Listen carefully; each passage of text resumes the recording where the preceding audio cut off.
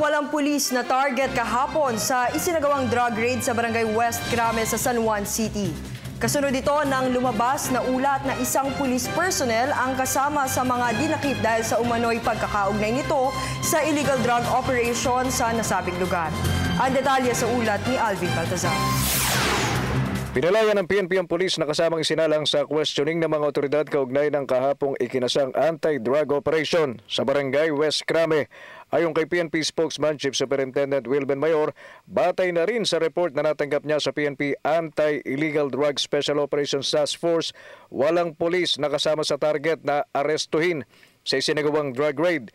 Dagdag ni Mayor na ang presensya ng isang tao sa isang crime scene ay hindi naman nakakahulugang bahagi siya isang krimen. Wala namang sinabi kahapon si Chief na mayroong pulis doon. I was there. Let us be reminded that there are elements of a commission of a crime.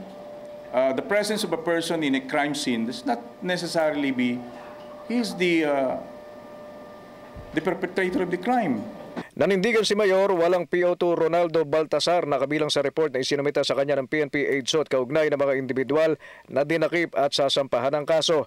Pakiusap ng opisyal, huwag sanang magkaroon agad ng anumang paghatol base sa kung ano ang nakita sa crime scene. Ang atin lang doon is that, ang tawag dyan is, let us not conclude immediately.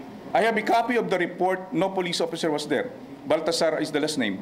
Pero ayon naman sa PNP AIDSOT, target talaga ng search warrant ay ang girlfriend ng polis na nagkataong ng raiding team. Para sa Telebisyon ng Bayan, Alvin Baltazar.